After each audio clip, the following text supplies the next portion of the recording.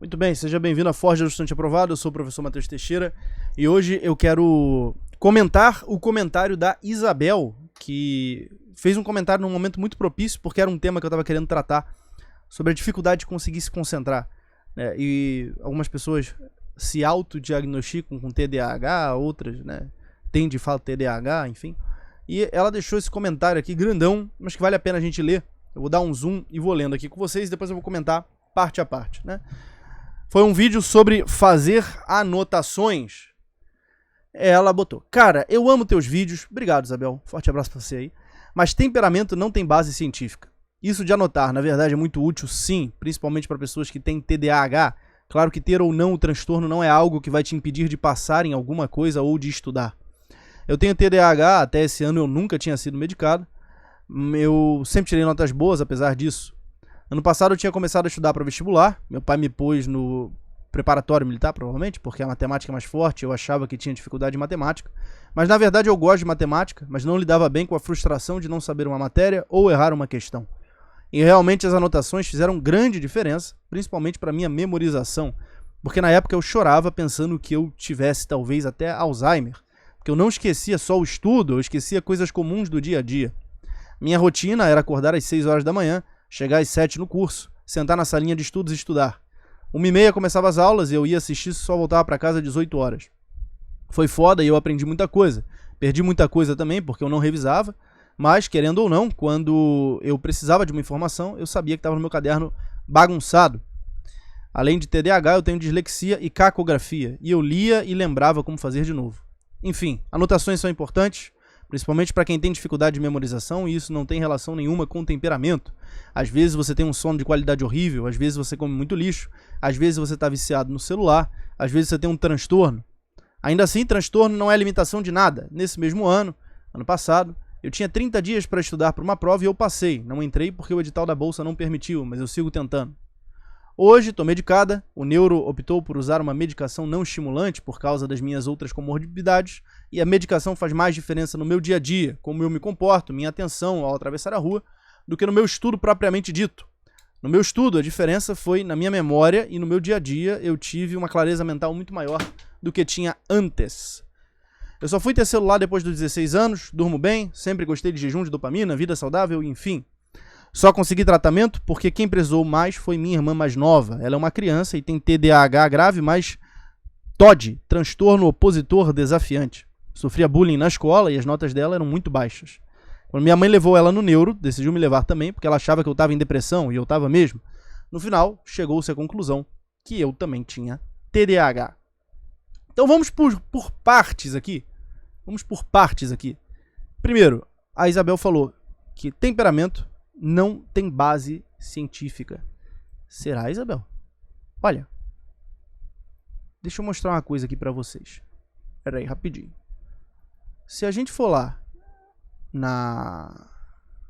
navegador normal, ó, vou abrir o navegador aqui com vocês.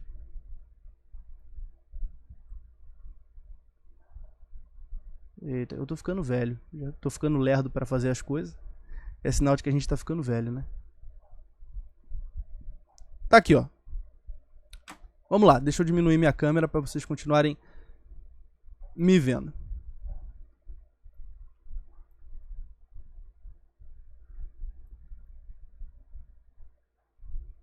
Pronto.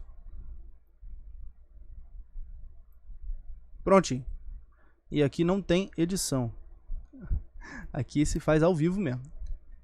Esse site aqui, procurei no Google, rapidinho. E agora eu tô de cabeça para baixo, pelo visto. Deixa eu voltar. Pronto. Pra eu não ficar de cabeça para baixo. Procurei no Google os melhores sites para encontrar pesquisas acadêmicas.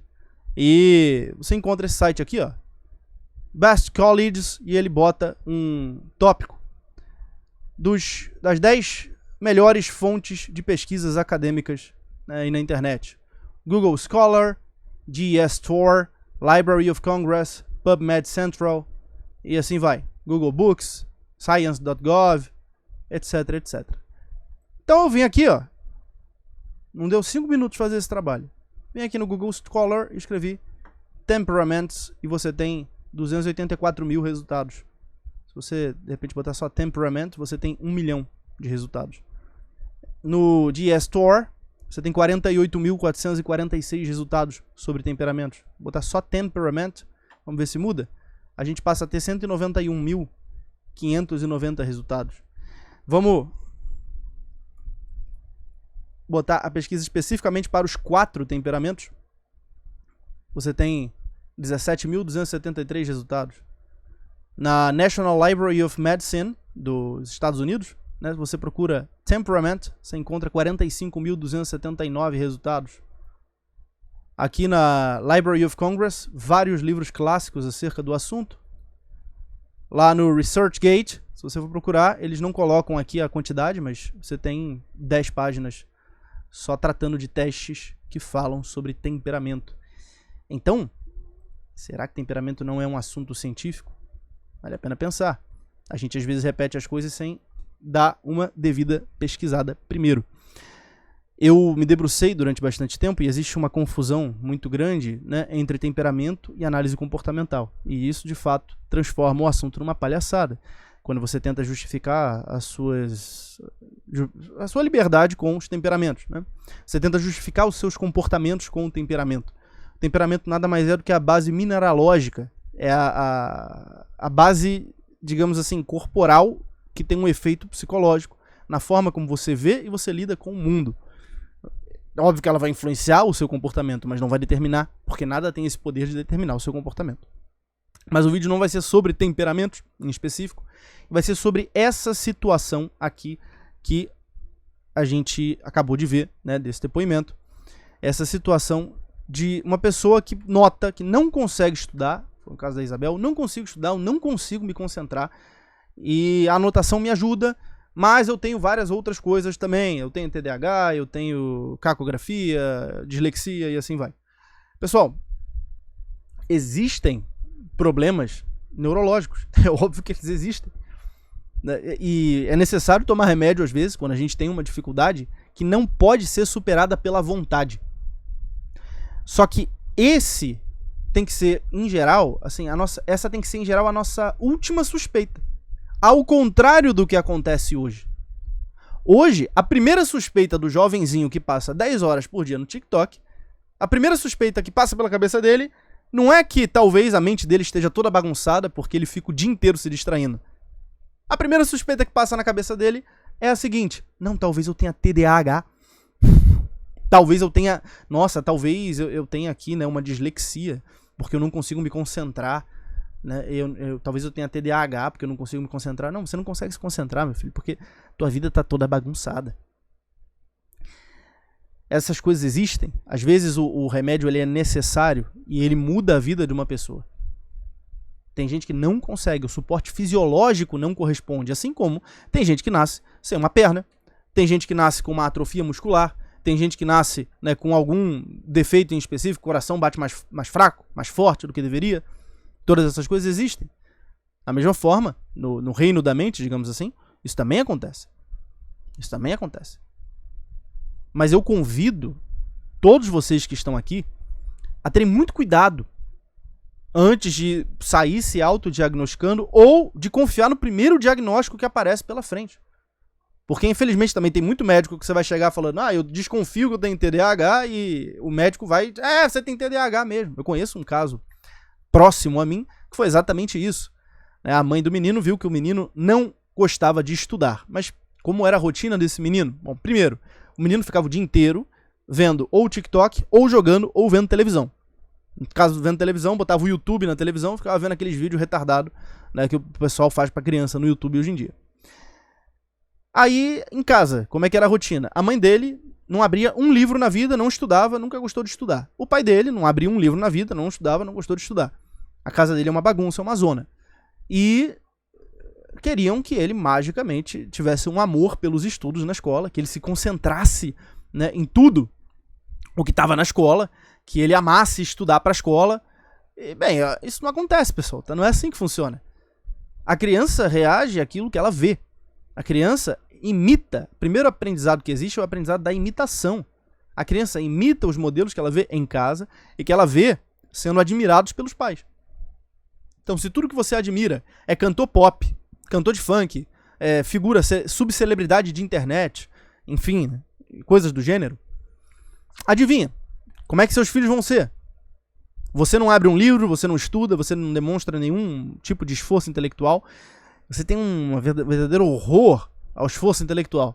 E você acha que seus filhos, eles vão ser, né? Nossa, pode até acontecer, tá? Pode acontecer de uma criança decidir, né, por conta própria, por uma certa inclinação do espírito dela, de fato, se cai para dentro, né, de uma vida intelectual, a ler livros, a estudar bem, a ter disciplina. Mas isso é muito raro. O mais comum é que você imite os modelos que estão nas suas circunstâncias imediatas. O que não significa que nós sejamos determinados pelas circunstâncias, mas sim que as circunstâncias elas criam uma inclinação àquela determinada ação. Por isso que o Ortega y Gasset dizia, né, eu sou eu e minhas circunstâncias. Ou seja, esse eu total, ele vai ser o jogo da minha vontade, desse meu eu, com aquilo que as minhas circunstâncias me apresentam. Então, a primeira coisa é isso, é observar como está a organização da sua vida. Tem um montão de gente com TDAH hoje em dia, né? Mas eu também vejo um montão de gente fritando o próprio cérebro o dia inteiro em rede social, vivendo uma vida completamente vazia de sentido e de significado. E é interessante até dar uma voltada para trás e estudar. Estudem sobre isso, deem uma procurada. As raízes do TDAH, né? Quando que surgiu essa investigação que culminou hoje em dia no diagnóstico de TDAH? Ela surge principalmente no ambiente inglês durante o século XIX, auge da segunda revolução industrial, momento em que as condições de vida e de trabalho lá em Londres eram maravilhosas, para não dizer outra coisa. E as pessoas estavam cada vez mais alienadas de si, cada vez mais vivendo uma vida vazia, em busca só dos prazeres que aquela vida urbana baseada simplesmente no dinheirismo e no consumismo proporcionava, completamente afastadas de uma vida profunda, com sentido, com significado, que tenha uma tradição e assim vai. Então, vale a pena pensar sobre isso. E outra coisa que vale a pena pensar é o seguinte, muito cuidado, que eu gostaria que vocês tivessem com essa ideia de que tal coisa não tem validade científica. A ciência, por definição mesmo, ciência experimental moderna, a gente precisa chamá-la do jeito certo, ciência experimental, porque a etimologia da palavra ciência é conhecimento. O fato dessa ciência moderna, que é uma ciênciazinha, porque a única coisa que ela faz é fazer certos experimentos e juntar certas coisas materiais, pragmáticas. Essa ciênciazinha querer se colocar como juíza da realidade só poderia acontecer mesmo num mundo louco e decadente como o mundo que a gente está vivendo. Porque se a própria ciência, os próprios pensadores da ciência experimental moderna consideram o princípio da falseabilidade como um dos requisitos para que ela seja verdadeira, eu não posso ter certeza de nenhuma teoria que eu afirmo. Toda teoria, ela é provável. É possível ou provável. Agora, certa? Não. Ela não pode ser completamente certa. Ela, o tempo todo, tem que estar aberta a talvez ser falsa. Talvez ter alguma coisa que nós não vimos. Talvez ter alguma coisa que nós não entendemos direito. Então, esse espírito científico e investigativo, ele não é compatível com a autoridade pública que a ciência adquiriu nos últimos anos, principalmente devido à mídia. Essa palavra ciência se tornou um código para você dizer não pode discutir comigo, porque eu sou cientista. Mas o que o cientista tem de diferente de qualquer outra pessoa? O que o consenso científico não pode produzir realidade? Acima da ciência está a realidade. E existem certas ciências que são de caráter muito mais elevado do que essa ciência experimental moderna, principalmente aquelas relativas a o que nós chamamos de metafísica, a investigação dos princípios dessa organização física. Enquanto a ciência experimental ela se reduz a estudar os fenômenos físicos e materiais, aquilo que pode ser medido e quantificado, existem várias outras ciências superiores que vão olhar para aquilo que é o princípio do fenômeno material. Uma dessas ciências, ciência simbólica, na qual está inscrita a ciência dos 4 temperamentos humanos. E que nos ajuda muito na autocompreensão. Nos ajuda muito a entender do que eu sou feito. o que eu significo para os outros, do que eu sou um verbo. Aqui que tá a essência da coisa. Entender o seu temperamento é entender o que você presentifica na realidade. O que você faz diante dos outros. E o que os outros, como é que os outros vão agir diante de você. E para isso é necessário entender o temperamento diante da simbólica de cada um deles. O sanguíneo como ar, o melancólico como terra, o fleumático como água e o colérico como fogo. E a relação entre os elementos. Mas isso, obviamente, já não é assunto para agora e nem é assunto que possa ser falado de uma forma muito simples. É necessário todo um processo de despertar da visão simbólica, que não dá para fazer num videozinho aqui no YouTube. Mas cuidado com isso, né? Só avisando assim para vocês não reduzirem, porque muitos dos problemas psicológicos que às vezes as pessoas passam, psicológicos e neurológicos mesmo, se devem a uma redução, ao encolhimento da visão de mundo. Quando tua Weltanschauung está reduzida, pequenininha, e você está preso somente na contingência material, é óbvio que a tua mente vai sofrer. E vão haver danos físicos a isso. Por quê? Das 3 dimensões humanas, corpo, alma e espírito, você só conhece uma e age somente em uma. No corpo. O corpo segue a lei da natureza, foge da dor, busca o prazer. Ou seja, você vai estar reduzido ao nível dos animais, se você quiser viver assim. Mas são só algumas reflexões abertas. Eu acho que esse comentário aqui foi muito propício. Por quê? Porque às vezes as pessoas não entendem o motivo pelo qual elas não conseguem se concentrar. Pode haver uma causa fisiológica. Pode ser de fato, alguma doença, alguma disfunção que você tem, que você precisa tratar. Você precisa do auxílio farmacológico, que vai te fazer um bem danado. Mas muitas outras vezes não é uma disfunção fisiológica, não é nenhuma doença a ser tratada. Muitas outras vezes é uma coisa que você está criando com o estilo de vida que você escolheu para si. Quando você se mete dentro de uma caixa materialista e não tem o olho posto na realidade, mas sim naquilo que você inventou, aquilo que você viu, as porcas referências que você tem. Muitas outras vezes, isso vem exatamente, como a Isabel muito bem falou, de uma vida completamente desregulada em termos de sono, em termos de alimentação. Seus hormônios estão tudo bagunçados, porque você come mal, você dorme mal. Uma vida extremamente sedentária. Uma vida sem um propósito muito claro. Quando você não sabe para onde você está indo, bom, qualquer lugar serve, né? Então eu não vejo um sentido na minha vida. A minha vida se resume a ganhar dinheiro para sair, para gastar dinheiro, aí tem que ganhar mais dinheiro para gastar mais dinheiro. E eu vou gastar dinheiro comprando coisas das quais eu não preciso, enchendo a cara e assim vai. Por que será que você não consegue ter foco e concentração, né? Por que será? Você está entendendo? Mas isso aqui é só um tirozinho de alerta. Esse vídeo é só um convite a meditar, para que você medite sobre algumas realidades superiores e outras realidades inferiores também, que podem estar na origem de uma incapacidade de se concentrar e de viver a sério. Obrigado aí, Isabel, pelo teu comentário. E saibam, né, eu sempre leio os comentários de vocês aqui, tá, pessoal? Sempre leio os comentários. Então, deixem comentários aí pra mim que eu gosto.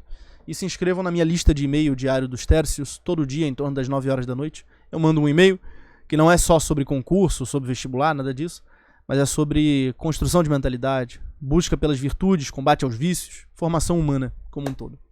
Forte abraço. Opa, quase que eu jogo o computador no chão. Forte abraço pra você. Fica com Deus. Até o próximo vídeo.